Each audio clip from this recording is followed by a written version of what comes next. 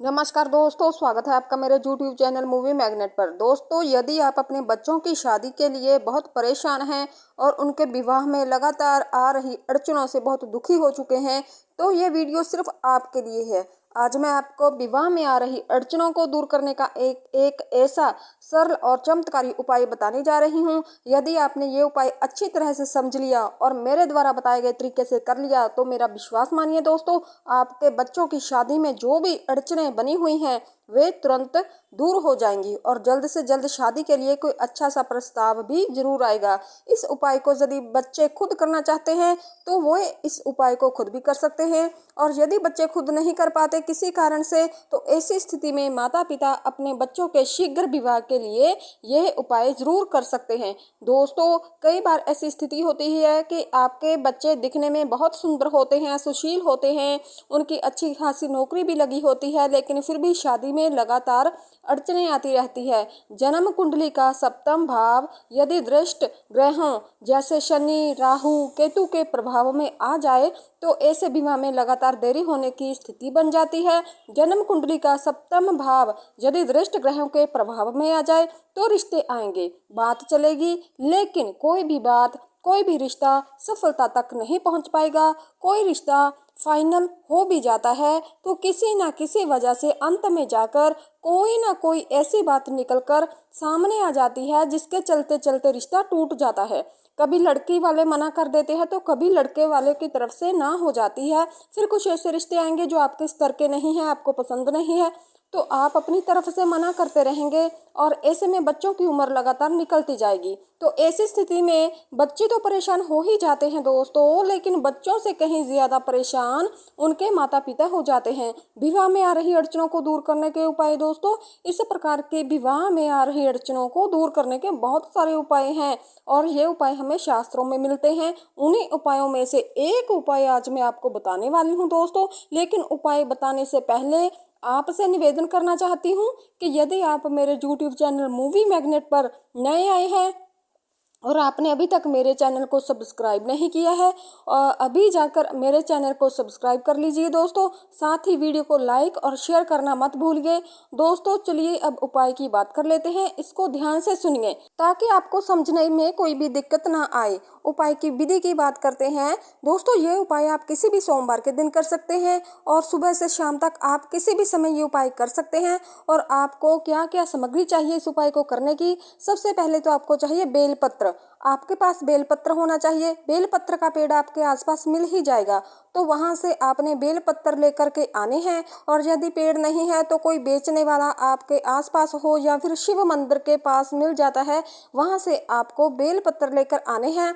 आपको कितने बेलपत्र लेने हैं दोस्तों? आपके बच्चों की जो उम्र है वर्तमान समय में चल रही है उतने ही आपको बेलपत्र लेने हैं। यहाँ पर मैं आपको बता दूं, क्योंकि कुछ लोगों को ये नहीं पता होता कि एक बेलपत्र में कितने पत्ते होते हैं, तो 3 पत्तों का एक बेलपत्र माना जाता है। उदाहरण के लिए, यदि आपका बच्चा 24 साल का हो चुका है और वर्तमान समय में 25वें साल में चला हुआ है, तो यहाँ पर 25 बेलपत्र आपको लेने हैं। यदि आपका बच्चा 29 साल का हो चुका है और वर्तमान में 30वें साल में चल रहा है, तो 30 बेलपत्र आपको लेने हैं।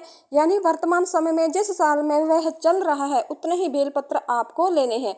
और क्या चीज़ लेनी है? दूध और केसर। और लेना है आपको एक स्टील का बर्तन, उसके अंदर आपको दूध लेना है दोस्तों। ये दूध आप लगभग 250 ग्राम ले सकते हैं या फिर 500 ग्राम भी ले सकते हैं, ये आपकी इच्छा है। दूध गर्म किया हुआ नहीं होना चाहिए, ठंडा दूध होना चाहिए। इस दूध में आपको थोड़ा सा केसर मिलाना होगा और केसर मिलाकर इसको अच्छे से मिला लीजिए। और फिर आपको क्या करना है? मंदिर में पूजा विधि करनी है। अब ये 2 चीजें आपके पास हो गई है, उम्र के बराबर के बेलपत्र और केसर मिश्रित दूध। ये दोनों चीजें लेकर आपको शिव मंदिर में चले जाना है। किसी भी सोमवार के दिन आप ये उपाय कर सकते हैं। सुबह से शाम तक किसी भी समय आप ये उपाय कर सकते हैं। शिव मंदिर में आपको चले जाना है। शिव मंदिर में जाकर जहाँ पर शिवलिंग जी की स्थापना हो रखी है, वहां पर जाकर आपको बैठ जाना है। हर मंदिर में पानी तो आसानी से दोस्तों मिल ही जाता है, विशेषकर जो शंकर भगवान जी का मंदिर होता है वहां पर पानी की व्यवस्था पहले से ही की गई होती है। आप सबसे पहले 1 लोटा जल ले लीजिए। 1 लोटा पानी को लेकर के सबसे पहले गणपति जी पर अर्पित कर दीजिए। उसके बाद माँ अंबिका पर अर्पित कर दीजिए। उसके बाद कार्तिक जी पर आपको जो 1 लोटा जल है अर्पित करना है। उसके बाद नंदी जी पर आपको वो 1 लोटा जल अर्पित करना है। उसके बाद सर्प देवता पर अर्पित करना है दोस्तों। उसके बाद शिवलिंग पर अर्पित करना है। एक ही लोटा जल ले लीजिए, थोड़ा थोड़ा जल सभी पर डाल दीजिए। इस प्रकार से आपको जल अर्पित कर देना है। बेलपत्र और दूध अर्पित करने की विधि क्या है दोस्तों? उसके बाद आपको ये जो बेलपत्र आप लेकर के गए हैं, एक बेलपत्र लेना है और जो केसर मिश्रित दूध है उसके अंदर आपको इसको डुबो देना है। आपकी मनोकामना बोलते हुए शिवलिंग पर आपको अर्पित कर देना है। आपकी क्या मनोकामना है दोस्तों? आपके बच्चों की शादी में जो लगातार अड़चने आ रही हैं वे दूर आप करवाना चाहते हो तो शंकर भगवान से ये उपाय करके तो वही मनोकामना आपको बोल देनी है। साथ में अपने बच्चों का नाम भी बोल देना है। बेलपत्र उठाया, दूध में भिगोया और शिवलिंग पर अर्पित कर दिया। इस प्रकार से जितने भी बेलपत्र हैं सबको दूध में भिगो कर अपनी मनोकामनाएं को बोलते हुए शिवलिंग पर अर्पित कर देना है।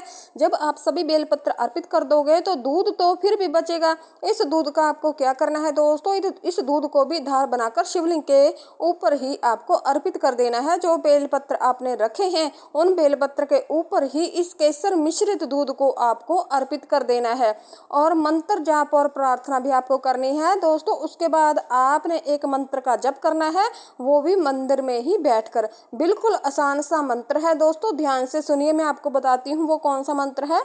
ओम गौरी शंकराय नमः। इस मंत्र का आपको 108 बार जप करना है। यदि आप माला की सहायता से करना चाहते हैं तो माला की सहायता से कर सकते हैं। बस आपको यहाँ पर इस बात का ध्यान रखना है कि आपको तुलसी की माला नहीं लेनी।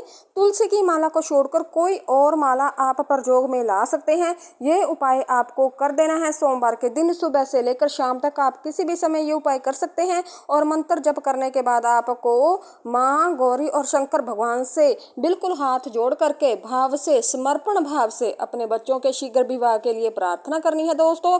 यदि बच्चे खुद कर रहे हो ये उपाय तो आपको भी इसी प्रकार से ये उपाय करना है और अपने शीघ्र विवाह होने के लिए माँ गौरी से और शंकर भगवान जी से प्रार्थना करनी है। और उपाय की अवधि क्या है दोस्तों? ये उपाय आपको 3 सोमवार करना है। इसी तरीके से 3 सोमवार यदि आप यह उपाय कर दोगे तो विवाह में जो भी बड़ी से बड़ी अड़चनें आ रही हैं वे दूर हो जाएगी और जल्द से जल्द विवाह होने का एक सुंदर योग्य बन जाएगा। दोस्तों आज की वीडियो में बस इतना ही। आपको यदि ये वीडियो अच्छी लगे हो तो मेरे YouTube चैनल को लाइक करना, सब्सक्राइब करना मत भूलिएगा। धन्यवाद।